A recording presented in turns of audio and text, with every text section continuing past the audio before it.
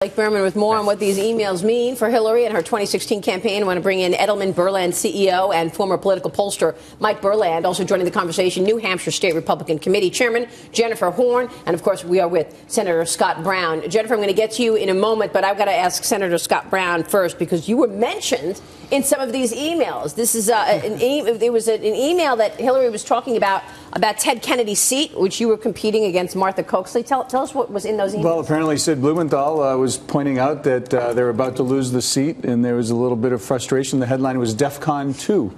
And so I appropriately named. And you know what it shows me? It shows that there's just a lack of, it's just incompetence when you have her own team saying, geez, we didn't know that she had a private server, really. And the fact that there are two sets of rules for the Clintons, one for them and one for everybody else. She is the Secretary of State. She knew or should have known that everything that goes to her is classified. It's basic classified training 101. You get it as a senator, a congressman, as a staffer, and especially as a Secretary of State. I told the senator it's a badge of honor that he's made it into Hillary's email. That shows that you've arrived. Congratulations. We thought when you won the seat that was enough. It's got to feel weird to be reading an email about you that Hillary wrote. I think he should be. We're proud of him. Yeah. But I think what we really are seeing here, Maria, is that Hillary can't get away. She can't get away from the emails. She can't get away from Barack Obama, and she particularly couldn't get on vacation. The woman's supposed to be in the Hamptons this week, and she had to cut her vacation short. Well, Bill was there. He was raising money, and it looks like having a good time. But Hillary was babysitting, and she's back on the campaign trail. Why is she doing that? Because when Hillary went on vacation, all the positive conversation about the events she was doing and her ideas went away, and all we were left was this negativity. Sorry, what was the positive conversation? Her campaign stops, her ideas on policy, and all of that sort of diminished, and all we had left was the email I'm sorry, scandals. I actually wasn't joking, but what positive thoughts on her, which policy? She was doing events in the Midwest. Because she was dropping in the polls the entire time she was gone. She's been dropping in the polls, obviously, as the concern, but more importantly, if you've got issues that are happening with the emails, which I think we're going to find was perfectly fine, but let it play out. But she's also got her vision for the future, her accomplishments, and what's really going on here is that this is a pattern. This is what the Clintons do. First they deny, and she started denying in March. Then they argue, and they've been arguing all summer, and what we're going to see is she's now going to start begging for forgiveness. And I think this last batch of emails is going to make Hillary a sympathetic figure. She is thrilled that these came out before Labor Day, because this will all play out. I think Keith made the great point. Everybody's on vacation, and we're going to come back, and Hillary's going to apologize. Jennifer Horn, jump in here. What do you think about all of this?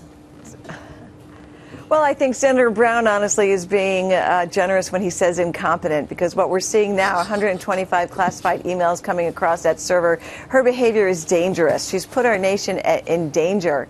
And what the other gentleman just laid out as her history from the beginning of this conversation back in the spring, it's exactly why the majority of Americans look at Hillary Clinton and think that she's a liar. She's dishonest. She's not to be trusted.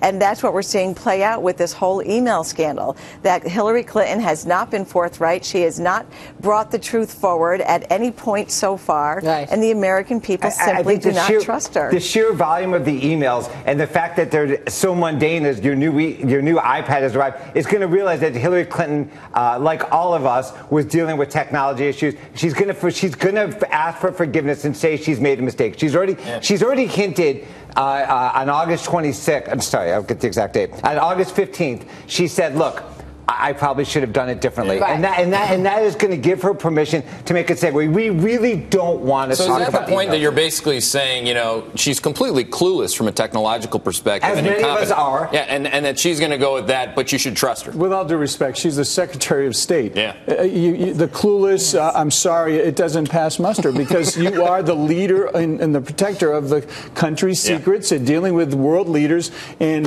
you still have the investigation. The State Department. The State Department's going to stand by her. Of course they are. I'm just trying to get to the path of forgiveness. Is anyone surprised that there was anything classified? You're the Secretary of State. Of course it's I would expect everything to be classified. I think what we really should look at is what is the. Go ahead, Jennifer. Final word from you.